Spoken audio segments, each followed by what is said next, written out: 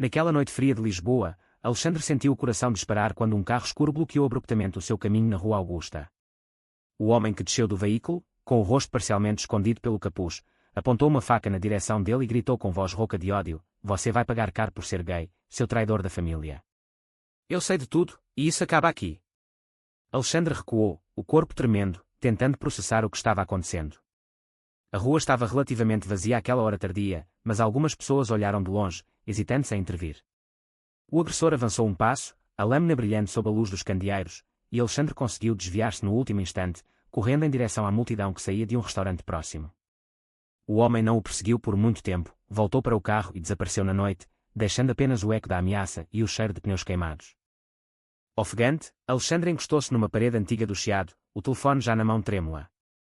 Ligou primeiro para Miguel, o namorado que vivia num apartamento acolhedor em Príncipe Real. "Miguel, algo terrível aconteceu. Fui ameaçado, ele sabia sobre nós. Acho que era alguém próximo." A voz de Miguel do outro lado da linha ficou imediatamente preocupada. "Onde estás? Vem para casa agora, amor. Não fiques sozinho." Enquanto esperava a polícia, Alexandre sentiu o mundo desabar. Aos 28 anos, designer gráfico numa agência moderna da Baixa, ele sempre mantivera a sua orientação sexual longe da família conservadora que vivia em Sintra. O irmão mais velho, Tiago, casado e pai de 2 filhos, sempre fora o exemplo de masculinidade tradicional que o pai tanto elogiava. Como é que Tiago descobrira? Talvez tivesse visto uma mensagem no telemóvel durante a última visita familiar, ou talvez alguém tivesse comentado algo. Os agentes chegaram depressa. Tomaram nota do depoimento, pediram descrição do carro, uma SUV preta com matrícula parcialmente visível, e garantiram que iriam verificar as câmaras de trânsito instaladas em toda a Rua Augusta. "Com as imagens, vamos identificar o veículo e o condutor em poucas horas", disse o inspetor mais velho, com um tom reconfortante. Alexandre foi para a casa de Miguel, onde passou a noite acordado, revivendo cada segundo. Miguel abraçou-o em silêncio, sem palavras desnecessárias, apenas presença firme e quente. Na manhã seguinte, a polícia telefonou.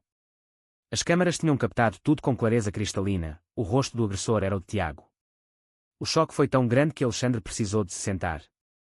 O irmão mais velho, o mesmo que lhe ensinara a andar de bicicleta, tinha-o ameaçado de morte por causa do seu amor por outro homem. A família foi notificada. A mãe ligou logo depois, a voz entre lágrimas e incredulidade. "Filho, o que se passa? O teu irmão está na esquadra." Alexandre não conseguiu responder imediatamente. Flashbacks da infância invadiram-lhe a mente, as refeições de domingo em Sintra, o pai a falar de honra familiar, a mãe a sorrir com orgulho quando Tiago trazia a namorada para casa. Ele sempre se sentira diferente, desde os 15 anos, quando o olhar demorado para um colega de turma o fizera perceber que nunca seria como os outros. Mudara-se para Lisboa aos 22 anos com a desculpa do emprego, mas na verdade fugia do olhar vigilante da família. Conhecera Miguel há 2 anos num evento de design em Belém. Miguel, arquiteto de 32 anos, confiante e aberto desde sempre, derrubara todas as suas defesas com paciência e ternura. Os passeios ao longo do Tejo, os jantares tranquilos em pequenos restaurantes de Alfama, as noites a falar de futuro sem pressa, tudo isso era agora ameaçado. No escritório, Alexandre mal conseguia concentrar-se.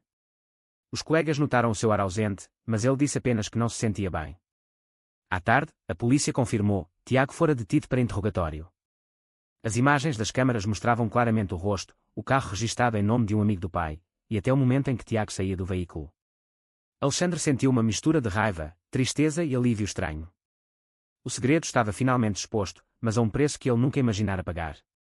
Miguel foi buscá-lo ao fim do dia. Caminharam juntos até ao mirador de Santa Catarina, onde o pôr do sol tingia o rio de laranja. "Não precisas de enfrentar isto sozinho", murmurou Miguel, apertando-lhe a mão discretamente. Alexandre assentiu, mas por dentro perguntava-se se a família alguma vez o perdoaria por ser simplesmente ele próprio. A noite caiu sobre Lisboa, e com ela veio a certeza de que a sua vida nunca mais seria a mesma. Quando a mãe ligou novamente na manhã seguinte, Alexandre estava sentado à mesa da cozinha de Miguel, com uma chávena de café frio nas mãos. "Filho, o teu pai está destroçado. Como pudeste esconder uma coisa destas?" A voz dela tremia, mas havia também uma nota de preocupação genuína que o tocou. Ele tentou explicar, mas as palavras saíam desordenadas. Tiago permanecia em prisão preventiva, acusado de ameaça agravada, e o advogado da família já tentava negociar. Alexandre marcou uma visita à esquadra para prestar mais declarações. No caminho, passou pela Praça do Comércio, onde o vento do Tejo lhe refrescou o rosto. Recordou o primeiro encontro com Miguel, um sorriso tímido junto à estátua de D. José, uma conversa que durara horas. Agora, aquele amor estava no centro de uma tempestade familiar. No trabalho, o chefe percebeu que algo não estava bem e deu-lhe o dia livre. Alexandre passou a tarde com a melhor amiga, Marta, que vivia em Moraria. Ela ouviu tudo sem julgar, apenas abraçando-o forte. Tu mereces ser feliz, Alex. O resto é problema deles.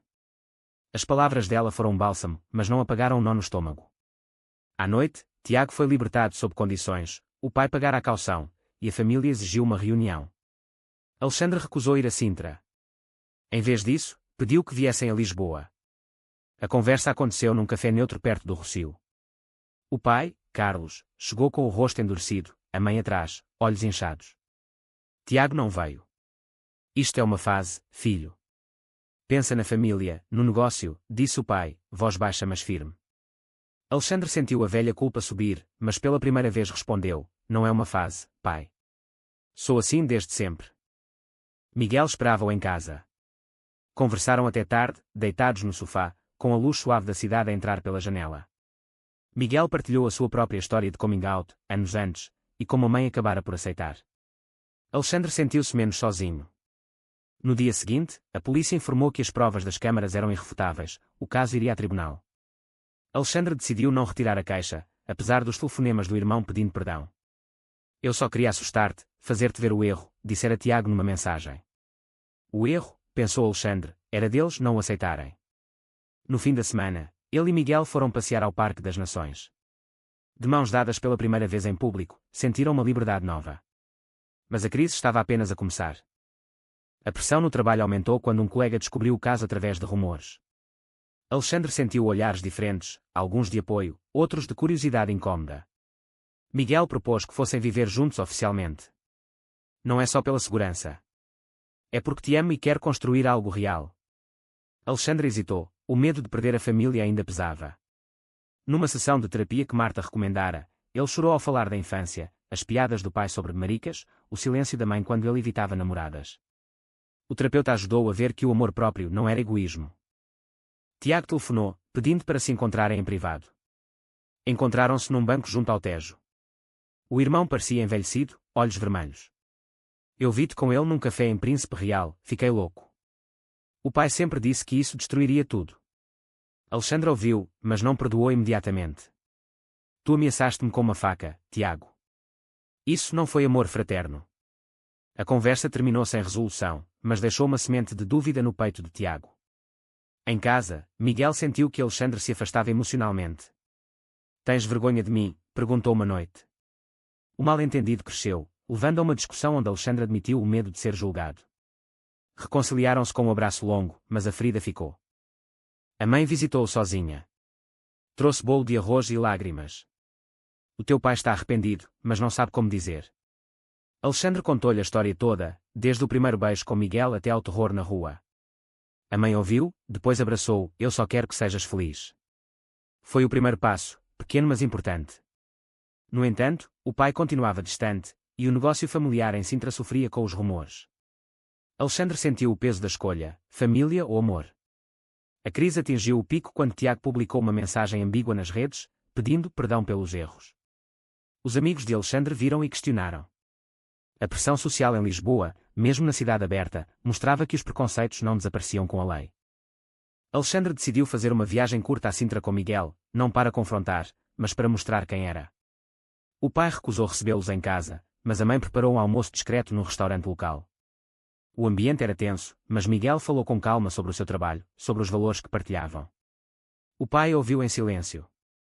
No regresso a Lisboa, Alexandre sentiu-se mais leve. Começou a escrever num diário, registando os sentimentos. A raiva inicial transformava-se em compreensão paulatina. No trabalho, apresentou um projeto sobre inclusão, inspirado na sua experiência, e recebeu elogios inesperados. Com Miguel, os momentos de ternura multiplicaram-se. Cozinhar juntos, ler o mesmo livro, passear de mão dada pelos jardins do Palácio de Belém. Um dia, no mirador da Senhora do Monte, Miguel disse, quero casar contigo um dia, quando estiveres pronto. Alexandre sorriu pela primeira vez em semanas. Tiago enviou uma carta manuscrita, pedia desculpa sincera, admitindo que o medo o cegara. Alexandre respondeu com uma mensagem simples, preciso de tempo, mas não fecho a porta. A terapia ajudou a perceber que o crescimento vinha das escolhas difíceis. Ele começou a frequentar um grupo de apoio LGBT em Lisboa, onde ouviu histórias semelhantes e sentiu-se parte de algo maior. A identidade que antes escondia tornava-se fonte de força. O julgamento aproximava-se. Alexandre decidiu testemunhar, não por vingança, mas por justiça. Tiago, arrependido, retirou parte da defesa e assumiu responsabilidade. O pai assistiu à audiência, rosto impassível. Durante o intervalo, aproximou-se. Eu errei, filho. Não sei como mudar, mas não quero perder-te. As palavras eram poucas, mas sinceras. O juiz deu a Tiago uma pena suspensa com obrigação de terapia. Fora do tribunal, a família abraçou-se pela primeira vez em meses. Ainda havia distância, mas o gelo começara a derreter. Miguel, no entanto, sentiu-se secundário. Uma discussão forte surgiu quando Alexandre priorizou uma reunião familiar. Eu quase te perdi por causa deles, disse Miguel, voz magoada. Alexandre percebeu o erro e fez um gesto grande, organizou um jantar com os amigos mais próximos e apresentou Miguel oficialmente como noivo. O sacrifício foi deixar de esconder qualquer parte da vida. Tiago visitou Lisboa, trouxe os sobrinhos. Vê-los brincar com Miguel foi um momento de esperança. Alexandre compreendeu que o amor verdadeiro exigia coragem todos os dias. Meses depois, Lisboa vestia-se de primavera. Alexandre e Miguel caminharam pela Avenida da Liberdade de mãos dadas, sem medo. O pai enviara uma mensagem: estou orgulhoso de ti, mesmo que ainda não entenda tudo. Não era perfeição, mas era começo. No apartamento novo que partilhavam em Alfama, com vista para o castelo, celebraram o aniversário de namoro com um jantar simples. Miguel ofereceu um anel simples. Quando quiseres. Alexandre aceitou, lágrimas nos olhos.